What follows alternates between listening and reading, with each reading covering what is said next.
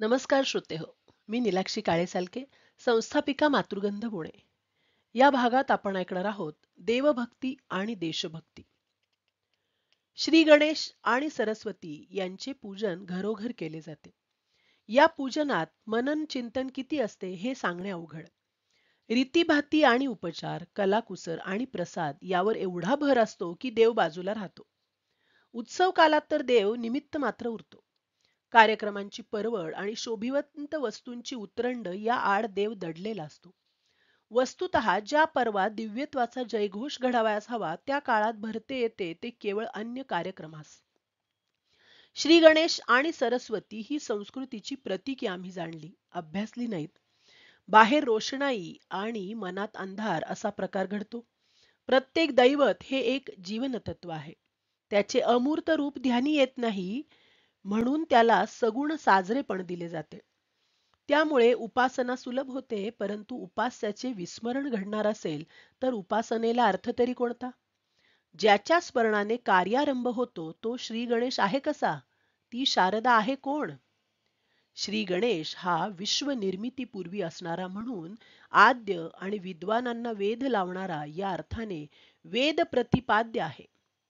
तो ज्ञानमय आहे, विज्ञानमय आहे.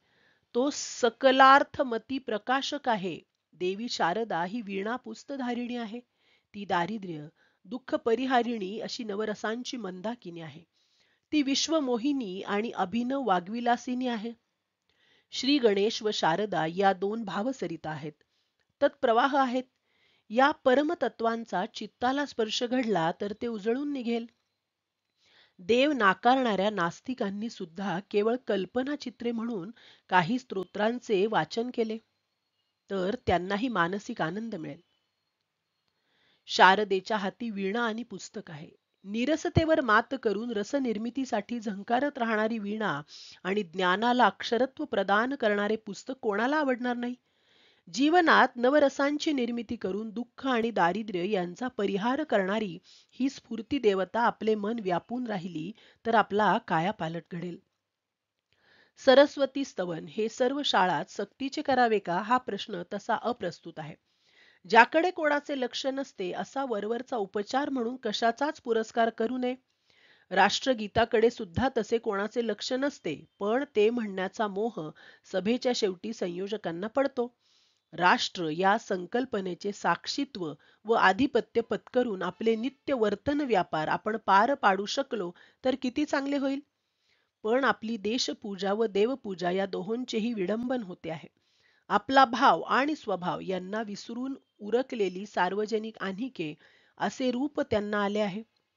उदात्त तत्वांची विरूपता ही जीवनाची कुरूपता नव्हे काय? जगावर प्रेम करता यावे म्हणून कोणी देश नजरेआड केला तर ते शोभून दिसेल. केवळ तत्वांच्या चिंतनात आनंद मिळतो म्हणून कोणी देवपूजा टाळली तरी ते अप्रस्तुत किंवा अनुचित मानावयाचे कारण नाही. पण आळसापायी सगळेच नाकारून चालेल का? अभ्यासाशिवाय नुसती आरती लाभदायक ठरणार नाही हे खरे, पण अभ्यास हीच विद्येची आरती मानली तर सरस्वती प्रसन्न झाल्याशिवाय राहणार नाही. आपले व्यक्तित्व आणि अस्तित्व या गोष्टी तशा स्वाधीन असल्या तरी त्यांचे सामाजिक अधिष्ठान ढळले तर काय होईल? क्षणात सारे शून्यवत होईल. आपल्या जीवनाचा व्यापक असा भौगोलिक व सांस्कृतिक संदर्भ म्हणजे देश. या देशाचे विस्मरण घडणे आणि पक्ष प्रांत जात अशा गौण गोष्टींचा गुंता माजविणे ही गोष्ट तशी अशोभनीय नव्हे काय? नवनवीन पक्ष स्थापन करणे, संघ, महासंघ, फेडरेशन अशी नावे धारण करून फुटीरतेचे सुभे उभे करणे या उद्योगांना खऱ्या राष्ट्रनिष्ठेचे पावित्र्य प्राप्त होणार आहे थोडेच? सध्या मंदिरांची संख्या वाढते पण देव जागेवर नाही. गावोगावच्या महाराजांची मठसंख्या वाढते आहे व त्यातून अंधश्रद्धेच्या नव्या पाठशाळा चालविल्या जात आहेत. ही परिस्थिती निवळण्याचा मार्ग एकच आहे. शुद्ध बुद्धीने वागावे, मुखवट्याशिवाय जगावे. अंधश्रद्धा नसावी पण श्रद्धा असावी. देव पाठीशी असावा, देश नजरेसमोर दिसावा. मुखी सर्व कल्याणाचे गाणे आणि ध्यानी मनी पसायदान असावे. धन्यवाद.